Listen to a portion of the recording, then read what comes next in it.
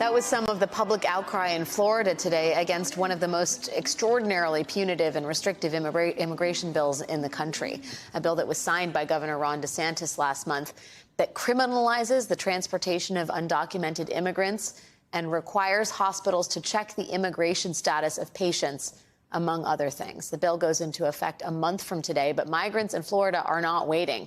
Today, many of them gathered outside the office of local Republican legislators to pressure them and Governor DeSantis to repeal this law.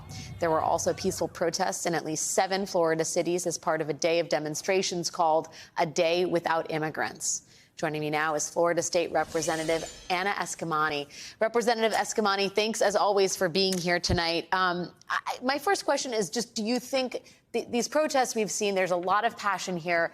Do you think they are moving any Republican legislators to rethink their position on this? Well, thanks so much for having me. And as a daughter of immigrants myself, I know, Alex, your mom is an immigrant. These issues are incredibly important to us, and they're personal. And we made that point all through this fight on the House floor against this bill. But the reality is that many Floridians just don't realize it even happened until after the bill was passed. And that's because Governor DeSantis is on a chaos tour. He pushed many bad bills this session, dividing and conquering, if you will, resources and the ability to get out information to the public. So as more and more Floridians learn about this policy, whether they're business owners, whether they are immigrants themselves, the backlash is being felt. And so my hope is that for Republicans who didn't feel the heat before, now they do. And they'll understand why this bill should be repealed. And going into next legislative session and then the campaign season, they'll have a much better perspective on why these policies are dangerous for Florida and why so many people oppose them.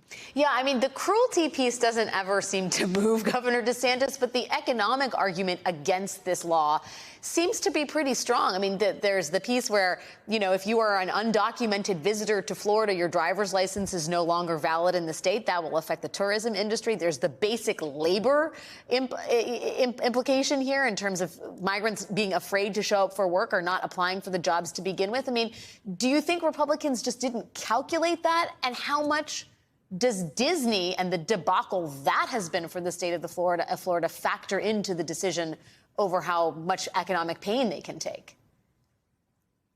I mean, I made this point when it came to Disney, how our governor is a job-killing moron, and this is more of the same. I mean, let's look at the facts. 1 in 4 of Florida's 2 million frontline workers are immigrants. And as you mentioned, this includes industries that are essential to our economy, whether it's child and social services, public transportation, trucking, warehouses, retail, of course, construction, agriculture. And agriculture in particular is one of our largest industries in Florida, generating over $7 billion in state revenue each year. These are also areas of work that citizens typically don't want to do. And so we need to emphasize the economic consequences of this policy. And that was part of the goal of today, was to encourage not only our workers to stay home, but our businesses to shut down, and for consumers not to shop. We need to show that economic pain and how this really is not just a commitment to the American dream of democracy and welcoming the immigrant, but of course also highlighting the essential role that immigrants play in Florida's economy. Do you think the protests continue up until July 1st? Can you tell us any more about plans here?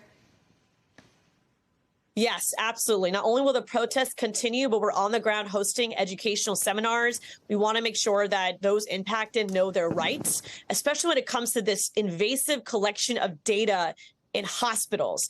This is voluntary, but we are concerned that due to language barriers and just complete fear of the notion of deportation, that our immigrant community members, especially mixed families, will not seek medical care.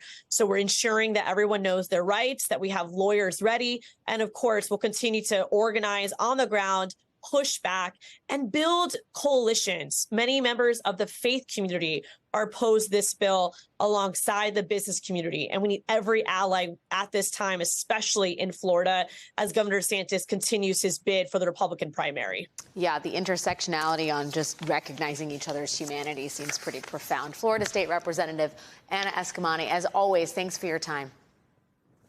Thank you.